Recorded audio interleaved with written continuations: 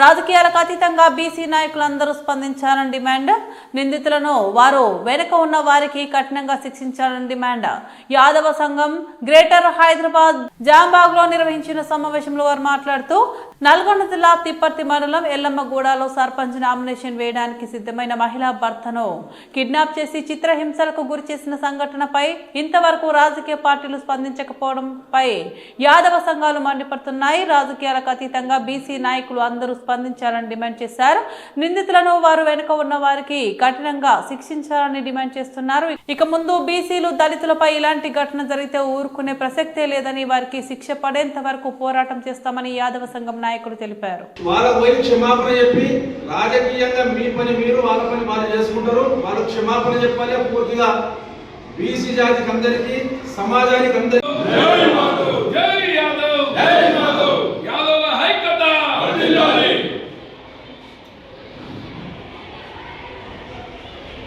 Police వాళ్ళు ఏం FIR చేసినది బహిరంగ పరచలేదు.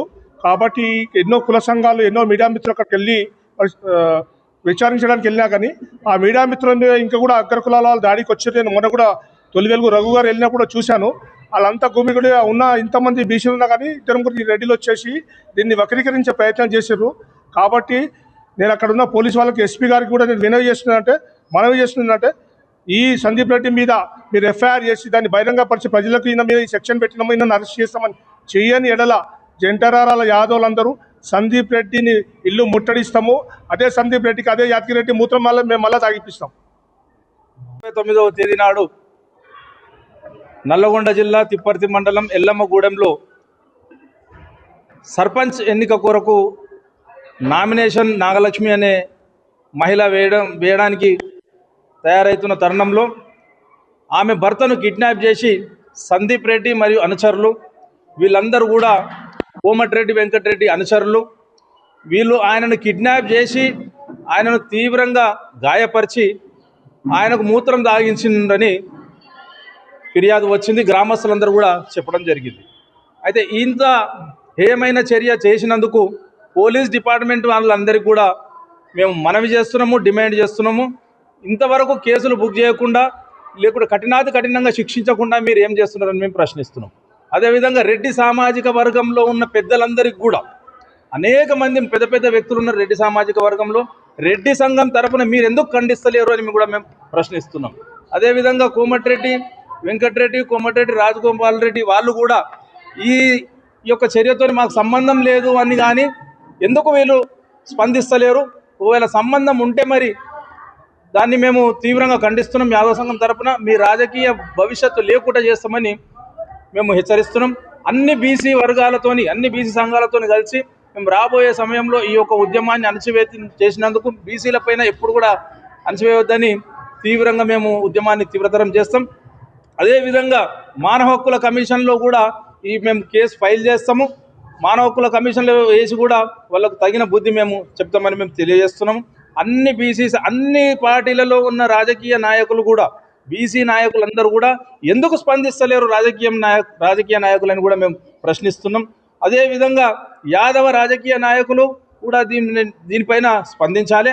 అదేవిధంగా రాజకీయంగా ఏ పార్టీ కూడా అధికారికంగా ఇంతవరకు స్పందించలేదు. బీసీలపైన దాడి జరిగితే, బీసీకి అన్యాయం జరిగితే, ఒక బీసీ బిడ్డకు మూత్రం తాగిస్తే ఎందుకు రాజకీయ పార్టీలు దీన్ని ఖండిస్తలేవు? రాజకీయ పార్టీలకు బీసీలు అంటే అంత అనుకువగా అనిపిస్తున్నామా అని మేము రాజకీయ పార్టీలను ప్రశ్నిస్తున్నాం. రాజకీయ పార్టీలు వారి యొక్క స్పందన తెలియజేయాలి. ఏ పార్టీ అయినప్పటికీ కూడా వారి యొక్క జాతీయ పార్టీలు కానీ, స్థానిక పార్టీలు కానీ, లోకల్ పార్టీలు కానీ వారి యొక్క స్పందన దీనిపై తెలియజేయాలి. అదేవిధంగా రాజకీయ పార్టీలు ఆ సందీప్ అనే క్యాండిడేట్ ఎవరైతే ఉన్నారో వాళ్ళకు సంబంధించిన క్యాండిడేట్ వాళ్ళకు సపోర్ట్ చేయవద్దని మేము చెప్తున్నాము.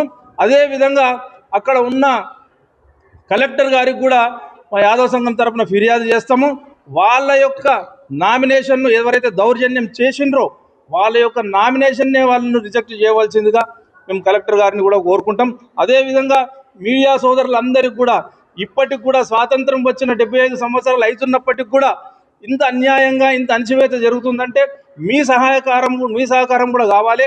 గ్రామీణ ప్రాంతాల్లో ఏ విధంగానైతే దౌర్జన్యాలు జరుగుతున్నాయో ఆ దౌర్జన్యాలు జరగకుండా ప్రతి వ్యక్తి స్వేచ్ఛగా స్వాతంత్రంగా ఉండేటట్టు రాజ్యాంగం కల్పించిన హక్కులను అందరూ కూడా పొందేటట్టు అందరూ కూడా రాజ్యాంగ హక్కులను అనుభవించేటట్టు చేయడంలో మీ వంతు పాత్ర కూడా చేయవలసిందిగా మీ అందరూ కూడా విజ్ఞప్తి చేస్తున్నాం.